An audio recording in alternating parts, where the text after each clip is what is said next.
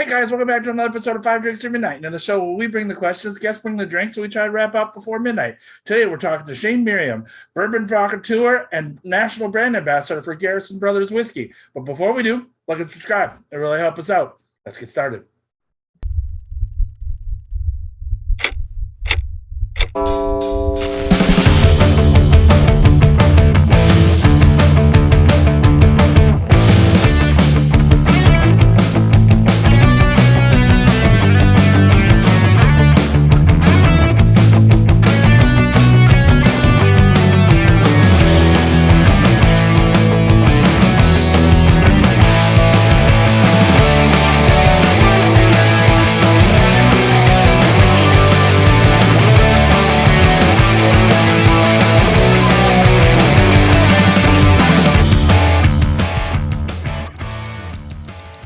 Shane, thank you so much for joining us. Five Drinks or Midnight, 5 drinks, 5 questions, midnight, whatever comes first. How you doing today, sir? I'm doing good. I'm coming to you live from 7 Grand in Denver, probably the best whiskey bar in all of Colorado, as you can see from all the balls behind me, including some Garrison brothers up there. Great bar team, great time out here. It's right next to the Colorado Rockies baseball stadium. So if any of your listeners and watchers are ever coming to Denver, this is the place you got to go to. Come talk to the staff here. Their knowledge of everything bourbon and whiskey is unsurpassed. It looks fucking beautiful. So yeah, that's definitely getting added to the list. All right. So I guess our first thing, what are we drinking first? So what we're drinking here is Garrison Brothers Bourbon. So we are the first legal bourbon coming out of great state of Texas, and we do 2 things at our distillery. We make bourbon and bad jokes. That's literally it. We don't make anything else. Everything we do is the exact same mash bill. We are a weeded bourbon as well, if you didn't know that already about us. We are using all Texas grain, 74% white corn, 15% soft red winter wheat, and 11% malted barley. So we do the same mash bill. We roll it into our single-story rick houses. We don't even taste the barrel until it's at least 3 years old. And then when the taste is right, it tells us where to go. So the very first one that we're going to start with is actually our Garrison Brothers small batch bourbon. So this one here is a combination of about 50 to 60 of my barrels there at a time for consistency. So every time you open that bottle, it's going to be the exact same. So what I have in my glass is going to be the exact same that you have in your glass right there that you're pouring now. So, and also, apologies. Thank you so much for the sample. So, yeah, we'll get that poured. So, I'm looking forward to. I appreciate. I didn't want to pack the glass and bring it with me. The beautiful matte black Whiskey Wednesday glass you gave me. It's one of my favorite drinking glasses at home. I love it, man. Well, great. That's awesome. Again, yeah, keep that at home. We'll get you some more, but yeah, let's. All right. So then, what can you tell us about the small batch? 94 proof, big Texas bourbon. Basically, back in the day, back in the 90s, in the .com boom, our founder, Dan Garrison, he's the Trace Atkins looking guy on the Wanger hanger on our bottles right here. He basically started looking around to everybody out there making millions and millions of dollars out there in the .com boom and thought, I'm a pretty smart guy. How do I get a piece of this pie? So he went and they met some young engineers that wrote some amazing software, and overnight, their company is worth millions and millions of dollars out there in the stock market. So he did what every Texan does. He bought a big old truck with big old tires, bragged to all his friends he was going to be retired by the age of 45, and sailed off into the sunset. Happy days, right? Well, fast forward a little bit. We had a little thing called Enron happen out there in Houston, and his company, along with thousands of others, were worth absolutely nothing overnight. Now, to make matters worse, the IRS then came knocking on his door and said, by the way, Mr. Garrison, you owe us $160,000 in back taxes for those commodities that you didn't cash out on. Now, you don't already know, Texas is a little bit different than the rest of the country. In the rest of the country, when you owe somebody money, they'll come and take your house and they'll come and take your car. Well, out in Texas, they come and take your wife and they come and take your dog. So Dan, being pretty fond of his dog, he had to figure out a way to get out of debt.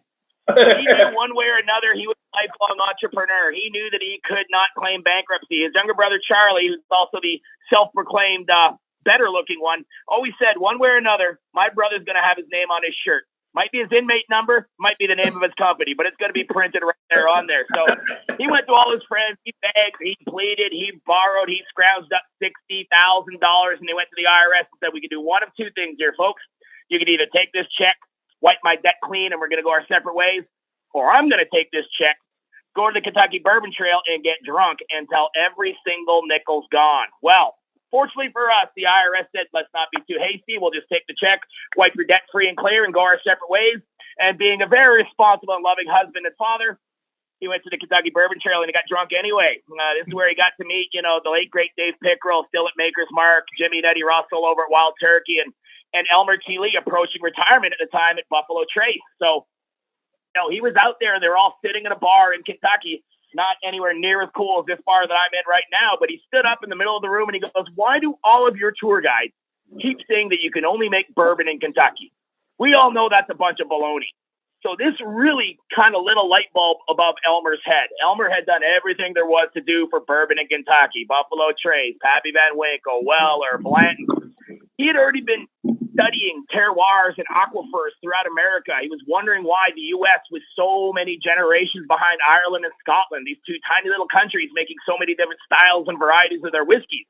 So when he met this Texan that wanted to open the first bourbon distillery outside of Kentucky, he kind of got really, really intrigued by the idea. He knew the aquifer we were on out there in Texas. He knew what the weather was like there. And he goes, you know what, Dan? You guys are going to make a very interesting bourbon. Not one time did he ever say it was going to be a good bourbon because nobody had ever done it before. We didn't know what was going to happen. But we came out 13 years ago. Our distillery is in High, Texas, HYE. We got a half a stop sign and a post office that sells beer. And we've been making some pretty fantastic bourbon ever since. And in the last kind of 5 or 6 years, we've really hit our stride. We're really figuring it out, and people are just trying to find us everywhere. So we couldn't be more grateful. Yeah, I agree. I mean, this is some damn good stuff. So I'm enjoying it. Well, just buckle up there, Tim, because I don't know what the laws are in New York, but the 5 that I sent you, this is going to be a wild ride. Can't fucking wait. All right. So then I guess let's just jump right into it. Question 1, how'd you get started in the whiskey business? So I've lived and bartended in 5 countries across the planet. I've always been in this industry and absolutely loved it. And then I was working as a somm out in Vegas and in the wine business, and I just got pretty much sick and tired of people coming up to me telling me that 2011 was a very bad vintage. And I'm just like, I can't take this anymore. So I decided to burn every suit and tie that I owned, and I started working for a local brewery. And that gave me a lot of time to kind of concentrate on whiskey and learning more about just spirits in general, and production size and flavors and everything. And I had collected about 680 bottles of bourbon, 680 bottles of whiskey, in my collection from 38 countries from all over the place. And in 2016, Charlie Garrison came into Vegas. He was doing a meeting with the United States Bartenders Guild chapter out there, and we were doing a tasting. And I'm looking around the room, looking at the glass, going, is anybody else seeing rainbows and unicorns right now? Like, what is going on in this bourbon? I couldn't believe it. I had never tasted anything like it. So when he mentioned that every single one of these bottles are all hand dipped by volunteers that have been going out there, it was kind of like a game of chicken. So I walked up to him and said, I have the week off. If you're not full of shit, I'll book a flight right now and I'll get out there. And he's like, do it. I said, okay, I'm on Southwest. I'm going to book it. Done. Book it. Come out to the distillery. We'll see you. We'll show you everything that's out there. So I went out to the distillery out in High, Texas, and I spent 2 days bottling with them and making the bourbon and learning everything I could from the team. And I got so excited about it, seeing everything very hands-on. I went back to Vegas, got a crew of 15 bartenders together, and we went back to the distillery and took over the entire place. We had a cocktail competition for them. We had a big old barbecue together. We waxed bottles and then gave, Dan my challenge coin, my USBG, my Las Vegas challenge coin. I handed that to him, and I said, I challenge you to make better bourbon. And he just said, I don't know what's going on right now, but we're having an awful lot of fun. Why don't you come and work for us? And it took about 5 weeks, and we got it sorted out. And, I haven't looked back ever since. The best job in the world. I get to help make bourbon and then travel around the country and have drinks with folks like yourself. So super, super fun. Well, that's awesome. So then is that where because you guys do an awesome bartending program where you bring bartenders out to the distillery and have like a whole week of fun. Is that where that idea came from then? Is that weird trip in Vegas? Exactly.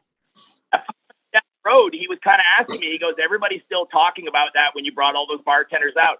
How could we recreate that? And that's where we came up with our bartender hideaway program. I've actually had a couple of the bartenders right here at this bar here in Denver have been out there. So I do them almost monthly. Anybody in the bartending industry can sign up. They can get in touch with me. You can hit me at Bourbon Provocateur on Instagram, or just hit me up, Shane@GarrisonBros.com, and send you all the details. They're responsible to get out to Texas, get out to Austin, I pick them up at the airport and we take care of the rest. We put them up at a beautiful ranch around the corner from our distillery, feed them breakfast, lunch, and dinner. And then when we're there, we cook the mash, we fill the barrels, we wax the bottles.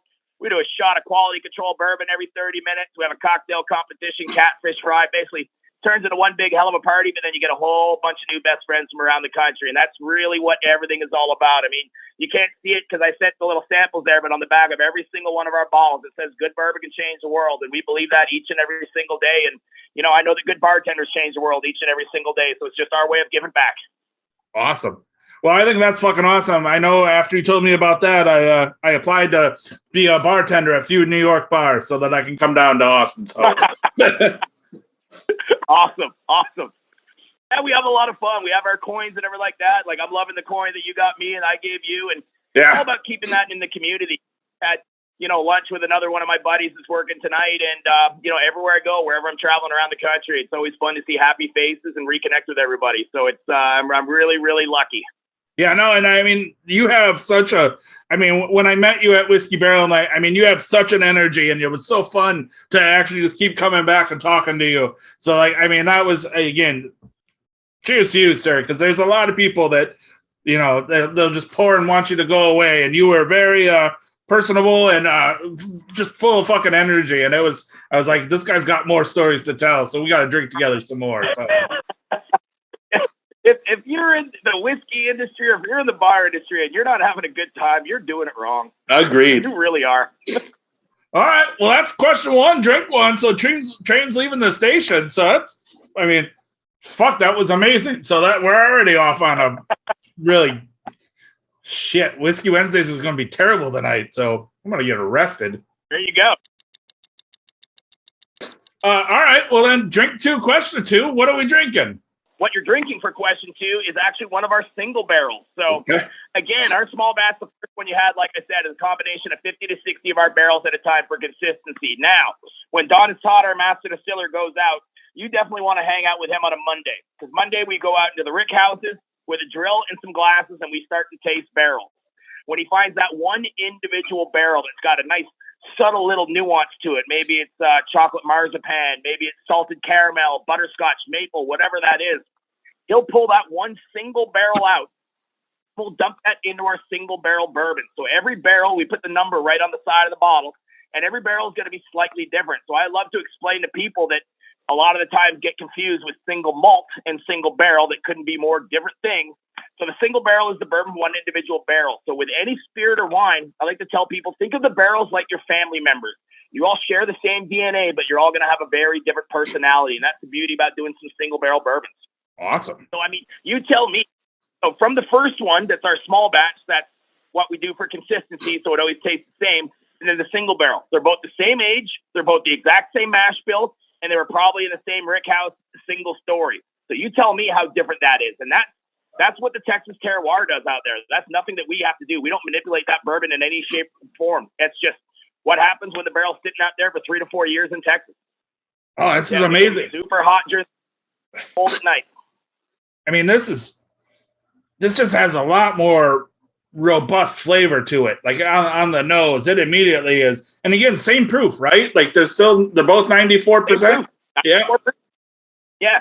So our barrels, they'll come out anywhere from, just hovering around 100 to the highest I've ever bottled was a 147.7, and the highest I ever saw was a 149.8.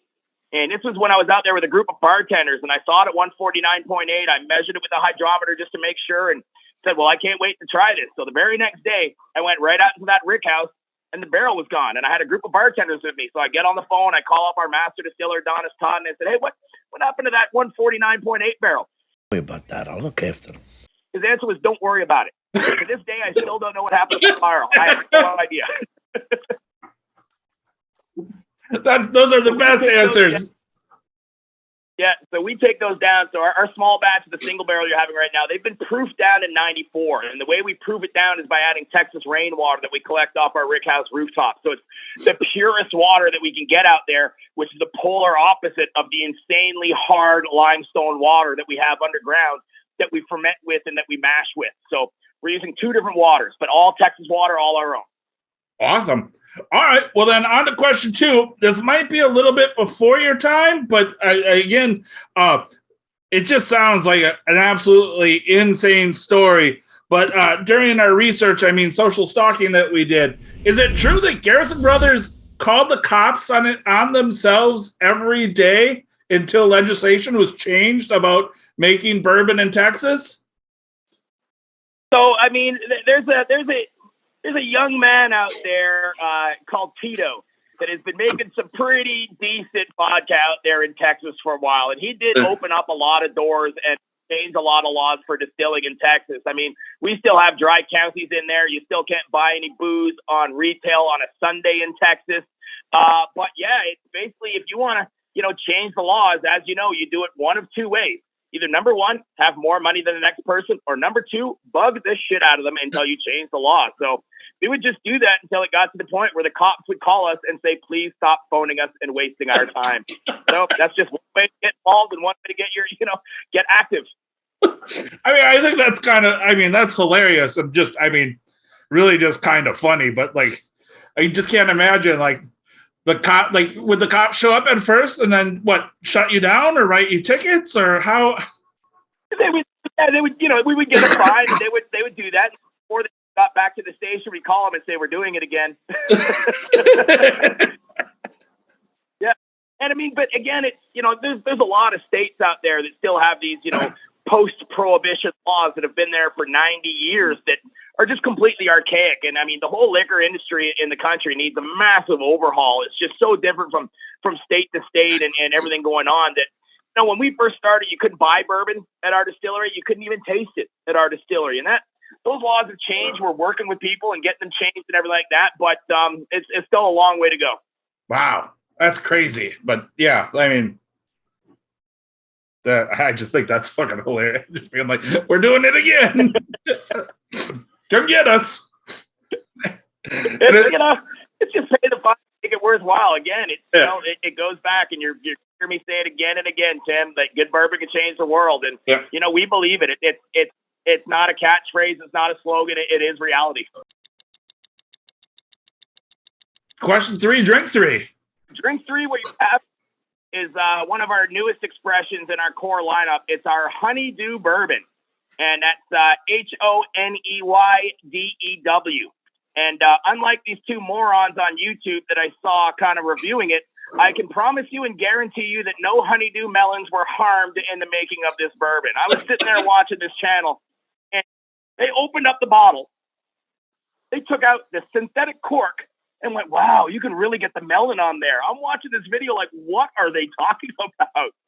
So what happened was, on Nancy Garrison, Dan's beautiful wife, it was on her honey-do list. So about 8-9 years ago, she approached Dan and said, well, now that the distillery is up and going, I want you to make me a flavored bourbon. So as you know, you can't do that by law. So Dan, being a cheeky son of a bitch, just looked at his wife and said, I'm sorry, sweetheart, I can't do that by law. She looked at him dead in the eyes and said, figure it out. So he hoed, he hummed, he thought about it for a few years, and then all of a sudden he found this wood convention. I'm not talking about the porno convention out there in Las Vegas. It was an actual convention on wood. So he went out there and he met these guys that were crazy infusions with wood. So what we do for our honeydew bourbon is we start with the same batch size as our small batch bourbon. And then after we dump it out, we put it in a big above ground redneck stainless steel tank so it doesn't have that interaction going on with the wood. And then we take the barrels while they're still a little bit moist, and we cut the barrels into tiny little 1-inch cubes and soak that into a local honey made by Burleson. So we're using one of our neighbors. So those cubes will expand about 1.5 times in size. And then we wrap that in a cheesecloth, and once a day for 4 to 6 months, we dip that into the bourbon that's in the tank to let that honey infuse out there. So it's a honey-soaked oak. So it is a bourbon. It's not a flavored whiskey.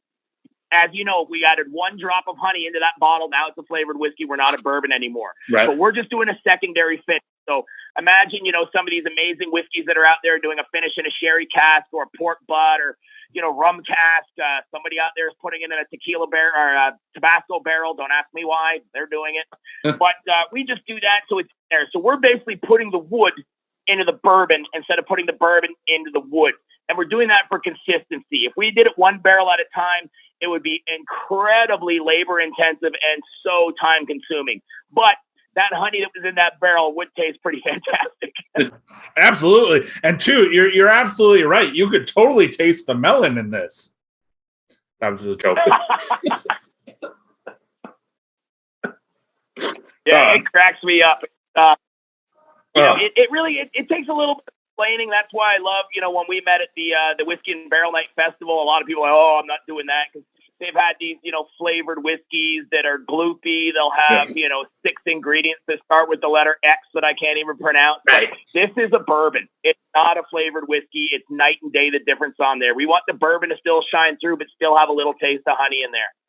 That's nice. When it's 120 degrees here in Texas and we're out there bottling that, we pour honeydew into our Arnold Palmers and we call it a John Daly all day long. I was going to say, this is like ice and then you're fucking good. Like a hot summer day, this is perfect. Like this is already a tiki cocktail. It just needs a shit ton of this and then it's some ice. So yeah, like you're 100%. If you have any that are out there in Omaha, Nebraska, or if you're going to Omaha, Nebraska, you got to go see a good buddy of mine, Bradley Tyler Moore, who runs La Colona Rum Club.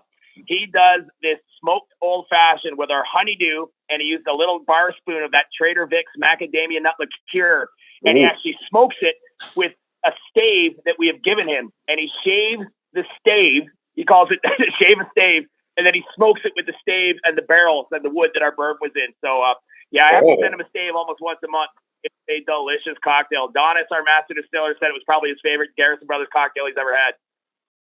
All right. So then, question 3. You said that you were a failed hockey player. How does that relate to whiskey? I don't know how it really relates to whiskey, but I think anybody that played, sports growing up, they're used to those long 6-7 hour bus rides with the rest of your teammates. And, what are you going to do besides play cards and drink? And, I was playing right up through until college, and I got hit so hard in college that I just looked at the coach and said, I'm not good enough for this level anymore. I can't do that. And, one of my friends, he goes, you probably had the best line ever of all time. You said that you were too short to be a hockey player and too tall to be a horse jockey. You were right in the middle of doing anything athletic. Well, I think our program was so bad, we would literally get penalties to go to the penalty box to have our friends pass us beers and Big Macs, and we just eat it in the penalty box. Like, we were pitiful. And was that here in the States or was that up in Canada?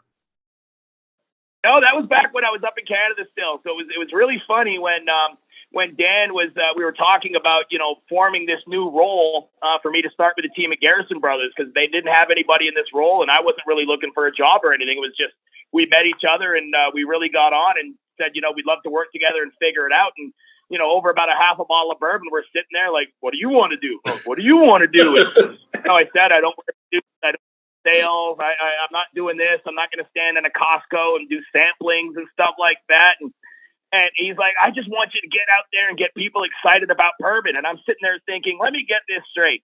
You want a failed French-Canadian hockey player to roll around Texas talking about your bourbon. And he went to me, don't be an idiot. I have Texas. You have the rest of the country. I guess really what I was going for with that question was, again, you worked at it was 5 countries all over the world. Like you've been a barman, like you've run restaurants, and now you're slinging whiskey. Like you said, you're a French Canadian swinging, selling whiskey from Texas. What advice would you have for basically anybody that wants to get into the spirits industry in any form? You can never stop learning.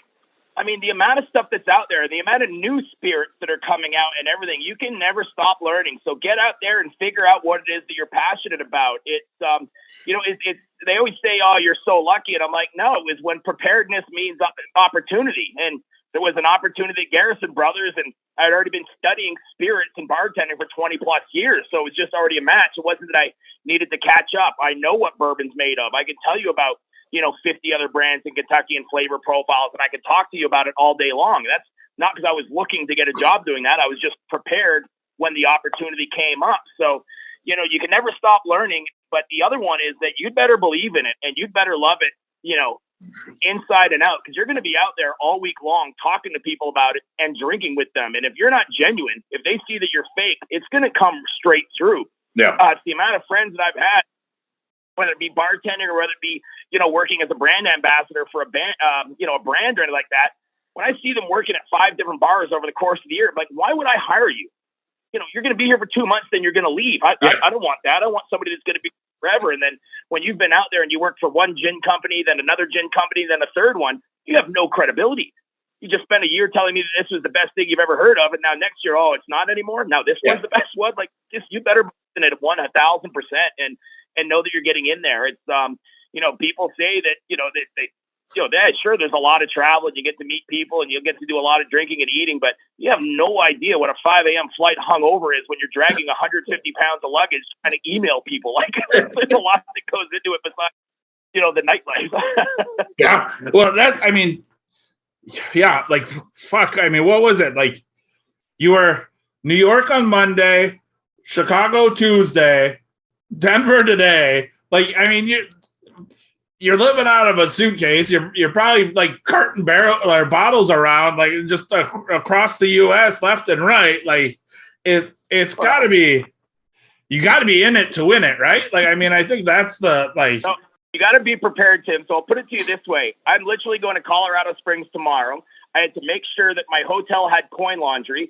I have a roll of quarters. I have 2 laundry pods and a dryer sheet because I have to wash my clothes tomorrow. Like, that's the stuff that you don't see on Facebook and Instagram.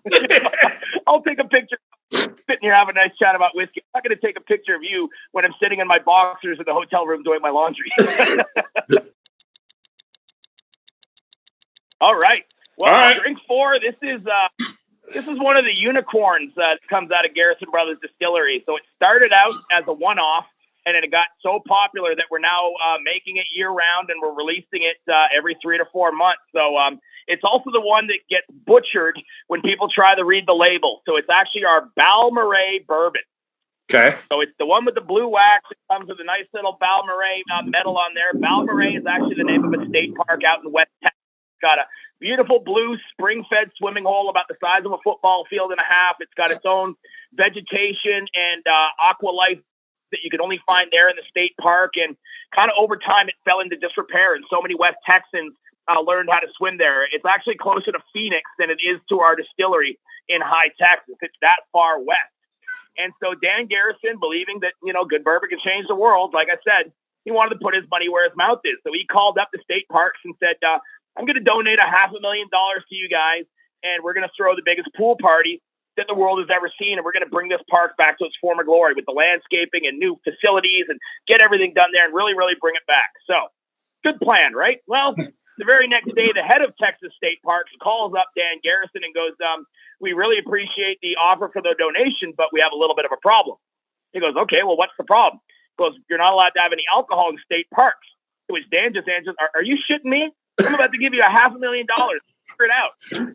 So, over the course of them trying to figure it out, luckily enough for us, an entire wall of that pool completely caved in, rendering the park absolutely useless. Had we gone and proceeded with that party, it would have bankrupted the distillery. So over the course of the year, we did $5 from every single bottle sold in Texas and donated it to the parks. It was about $50,000, give or take. I don't know the exact number. So we donated that to them. They rebuilt the park to its former glory, and over the course of the year, Hope Parkinson, who's Dan's parole officer, basically worked with the Texas state parks, and we changed legislation that as long as it's for a charitable event, we're allowed to have Texas bourbon in Texas state parks. So, May 2020, we were going to have the biggest party the world has ever seen. Well, I don't care if you watch Fox or if you watch CNN, you'll probably know that a little something around the world happened, and we couldn't exactly have a party. Yeah. We thought it was a little bit premature in 2021 and 2022, but in 2023 my entire goal is to either get Dan or Charlie Garrison to be wearing a Borat blue mankini out to this pool party that we're going to be having out there in Balmoral State Park. So it's a really fun one. So I don't know if you can see from the color out here, but it's our double oaked 115 proof cast strength candied motor oil. So we're already making some of the most expensive bourbon in America how do we really piss off our accountants and make it more expensive? Well, after that 4 years and a brand new charred oak barrel, we take it out, put it into another brand new charred oak container for another 2 years. So it's a double oak. We leave it at cask strength, 115 proof, and it just drinks like a Twix bar. It's a dream. Oh, this is, again, that color is just fucking glorious. Like, that is, you're right, motor oil, but there's nothing motor oily about it. It is. Oh, that is amazing. So, and also the highest proof that we've drank so far, right? Yeah, that is so far. Yeah, we've got, we do a lot of higher proof and other stuff. And the thing I love the most, I think about, well, one of the things anyway, because I could go on for days, but is no matter what the proof is on our bourbons, they're always balanced. And that's what I love about it. I can go and get some other whiskeys that are 130 and it just tastes like rocket fuel. It just burns. Or, when you get one of those hot sauces that got no flavor, it's just stupid spice. You don't enjoy that. I've had some of our bourbons at cask strength at, 140 plus and just nice and balanced in flavor. And I've had other stuff at 110 and I'm like, holy crap, this is hot. And that's just what happens in nature. That's just Texas terroir. That's what makes us so unique. That's amazing. All right, so then on to question 4 then. So 2020 was the people to be, not me, declared that craft whiskey was taking over the whiskey world. How do you feel, as being a craft distillery, because again, you're privately owned, you're all 100% natural out of Texas. How do you feel being, one, classified as a craft distillery, but then also, how do you feel it's changing America? I still meet people that, come up to me and say you can only make bourbon in Kentucky. And, they probably also believe the earth is flat. I don't really know what to tell you. It's not my opinion. It's a fact. It's a bourbon law. And no, I'm sorry, the earth isn't flat. It's round. Yeah. I don't know what else to tell you. So I don't really waste a lot of time on those kind of people if they want to be closed-minded. But there's nothing better than when people come in there and, I suggest to everybody, try everything. Because it's saying that, a lot of people are like, oh, I don't like scotch. I'm like, well, you probably had an Isla at 9 a.m. after brushing your teeth. So yeah, I probably wouldn't like that either, but there's so many different styles and varieties. Saying you don't like flavor. Get out there. I recommend for everybody to go out there and try absolutely everything, and you're going to find something that you love. If anybody from any brand in anything tells you that it's the best, they're full of shit. There's no such thing as the best, okay? The Spice Girls sold 90 million albums. Be my lover. You have got to give.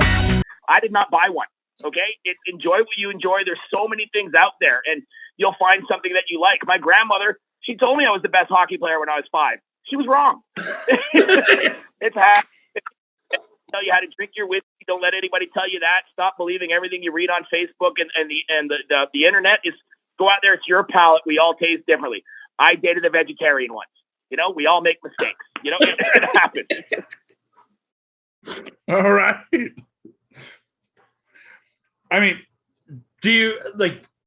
Do you consider craft distillery a negative or a positive? Oh, it couldn't be a more positive. It's getting more and more people into the category, and it's exploring all these new flavors. You think about Del Bach, for example, out in Tucson, Arizona. They're doing a mesquite, almost barbecue-like smoking and kilning their grains. They're doing something completely different that you'd never see coming out of Kentucky. And then some people are doing up in the Pacific Northwest, they're doing peated bourbons now. I think it's a great thing to get out there and explore. The other one is, think of it if it was Demolition Man, that movie. It was true. We'd all be eating at a Taco Bell. I like Mexican food, but come on. Your tone is quasi-facetious, but you do not realize that Taco Bell was the only restaurant to survive the franchise wars. So? Now all restaurants are Taco Bell. That's why we have so many different restaurants. We have so many different things. Is get out there and explore and see stuff. We're never going to change the needle. We'll always be a drop in a bucket compared to what they're doing out there in Kentucky. But we've got our fans, and we're growing at our own pace, and that's what we want to do. And eventually, just get people into the category and see what they like. There's no wrong answers. If people come up to me and I don't like it, I'm not offended. I enjoy what you enjoy. Yeah. No. Again, this is a good one. I'm not even going to try to repronounce the name after 4 drinks. So I'm just going to be like, the blue one is really fucking good. Yeah. it's one of the unicorns in our lineup. I mean, we do release it 4 times a year as opposed to releasing it once a year so that all those assholes on the secondary market buy the bottle and then resell it for 10 times the price. And they're just keeping bourbon out of the people's hands that want to drink it. It's the equivalent of scalping tickets to a concert. It's criminal. I hate it. Yeah. So, we release it 4 times a year to people that want it can get their hands on it, because that's what we're trying to do. We're trying to get it in the hands of the people that want to enjoy it and drink it. I've never understood when I have people coming up to me and they've got, 15 of our bottles or 18 bottles of Pappy unopened. I'm like, what if you go outside and get hit by a bus? God forbid. You're never going to open a single drop. We make it for you to enjoy. I tell these people, why don't you go home, pour it into a decanter, fill the bottle up with iced tea, and put it up there if all you're going to do is stare at it. It makes no sense to me.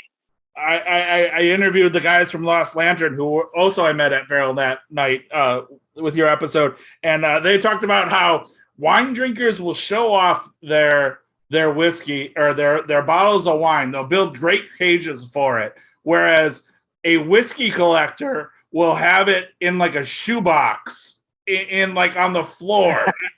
And they're like, again, whiskey is meant to be open. So it should be drank, and I'm full on for that.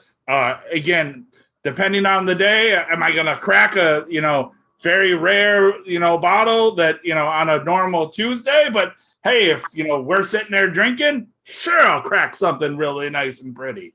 But yeah, like that's whiskey is always meant to be drank instead of sitting around and collecting meant dust. To create legendary stories. It's meant to, meet people, put your phone down, stop staring at somebody playing poker on the TV screen, and start those conversations with people and say, oh, I was in Chattanooga, Tennessee, and they had a little distillery out there, and I had some fantastic stuff. Oh, I was in Virginia. You should try this. And that's what it's about. We're trying to get out there and create legendary stories and meet people. I like to coin the phrase, we're breaking bread over bourbon. And what is bourbon? It's the exact same ingredients as bread. It's grain, it's yeast, it's water. Yeah. That's it. Yeah. Bread and beer are just failed experiments at whiskey. So like that's I said it, not you. So like it's fine. Like it's good. But yeah, like that's it's just all things that wanted to be whiskey when they grew up and couldn't. It was like you being a hockey player. So it's just really funny because, as you have to make a beer first in order to make a bourbon. And so coming from the craft brewery world, I like to have a joke with my former family at my other brewery out there in Las Vegas, Craft House. They said, you know what distillers call craft brewers, right? They said, what? Quitters.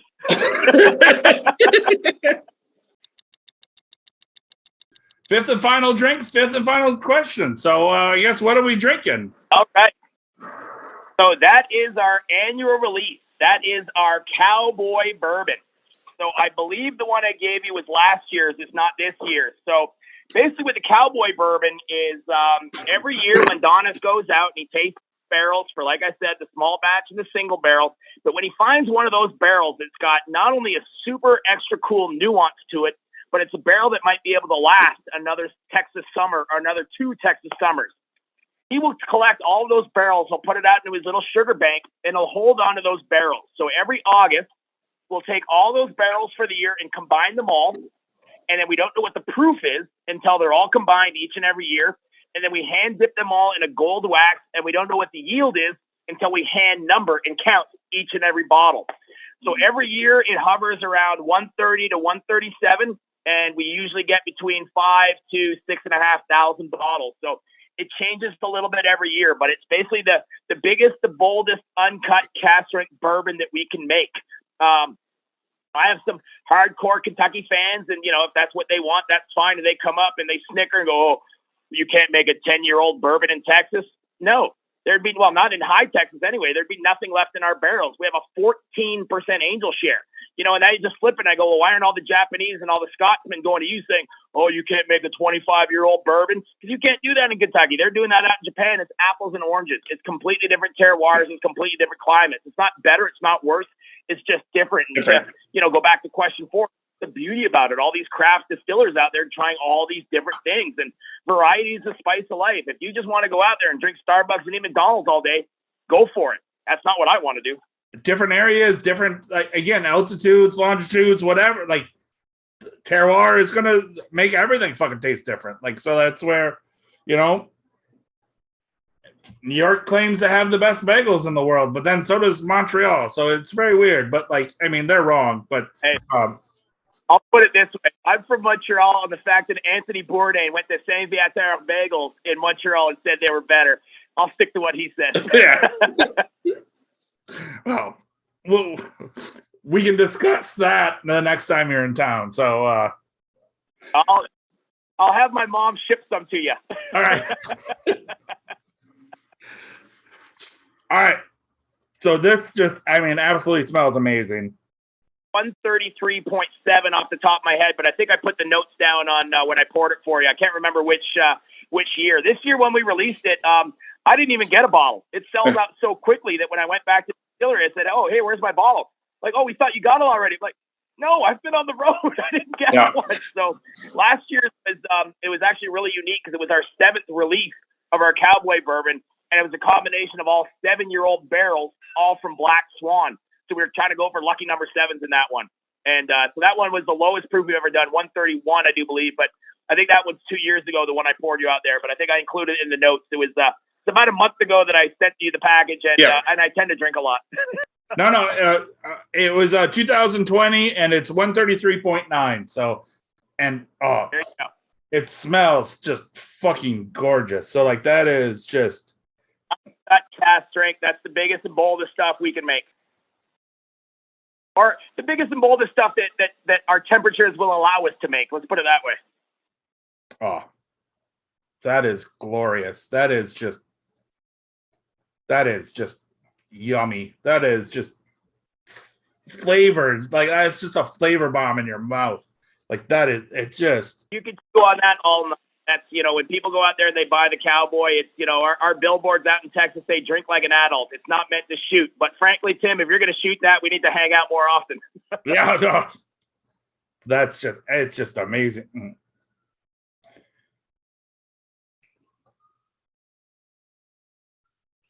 I don't want to say it, but it's leaving you speechless. I dig it. It is. It absolutely is. And again, I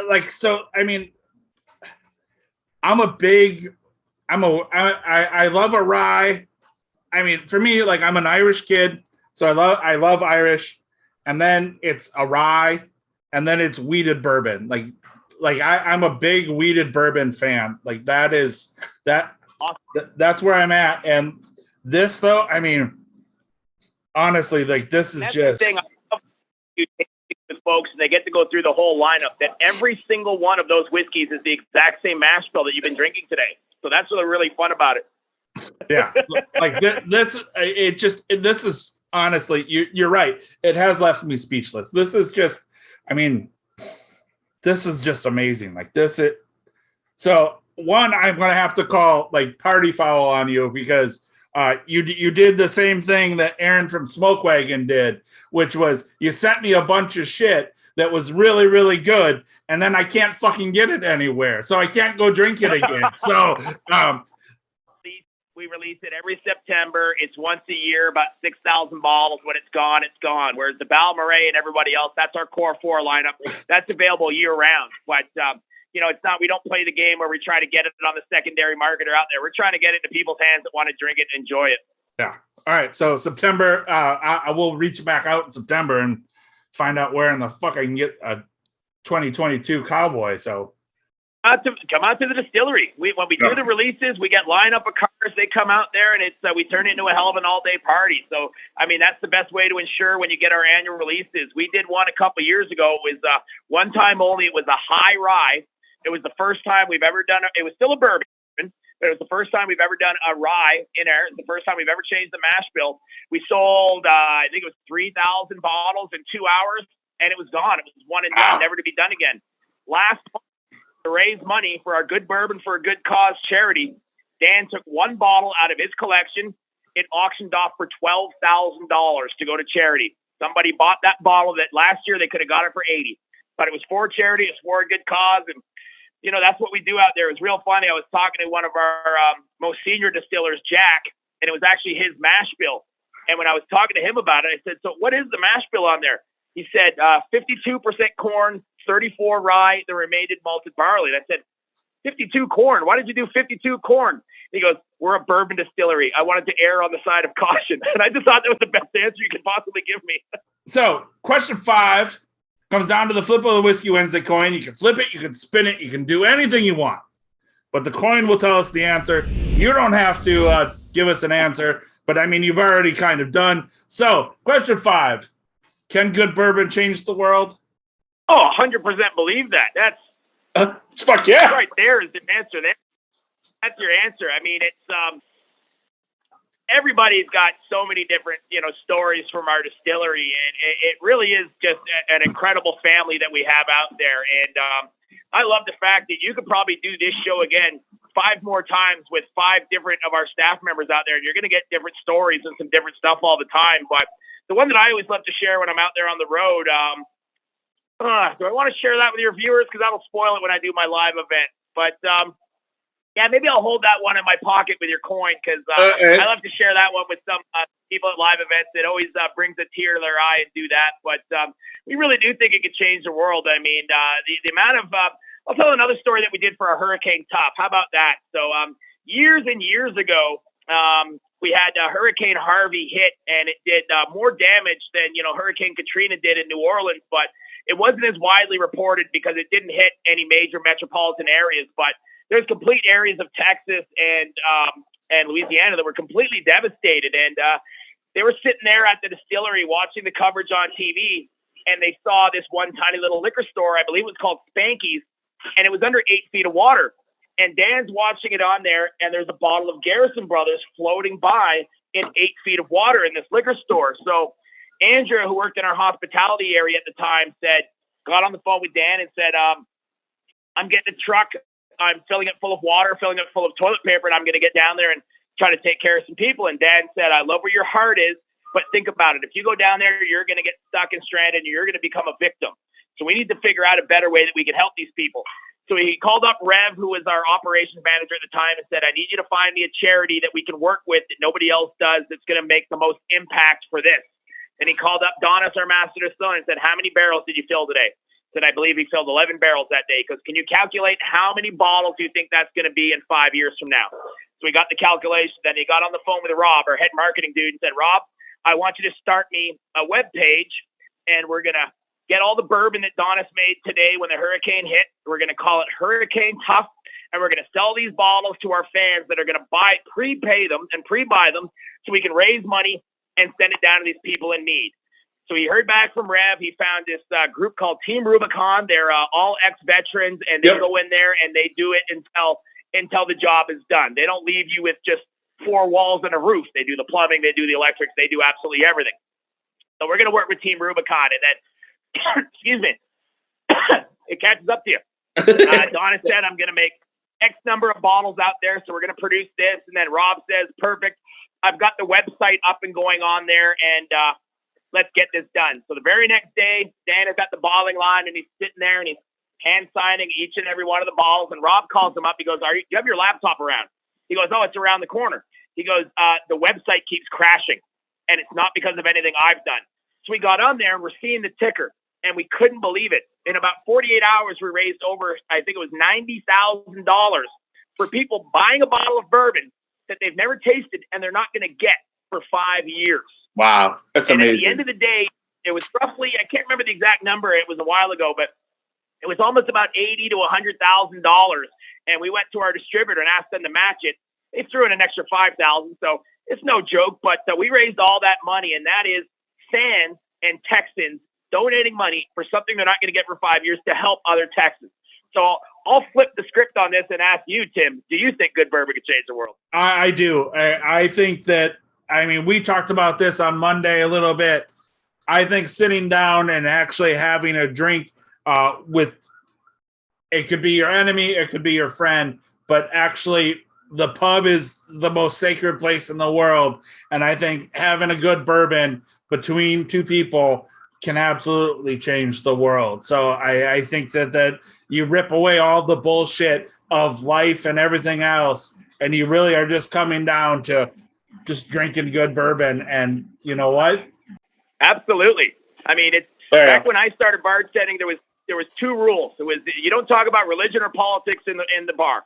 I don't know when that changed over the last few years, but we could argue about sports and we could argue about what your favorite is all day long. We don't need to bring that other stuff into the bar. Leave that stuff at home. No, absolutely. I think that like people sitting down, if you get rid of all the bullshit, like you said, you don't care if it's CNN or Fox News. It doesn't matter. Like it's literally just two people coming together, and you can definitely get a friendship over a glass of bourbon. So I think that is absolutely amazing. So Shane, thank you so much for joining us. That's 5 drinks down, 5 questions answered.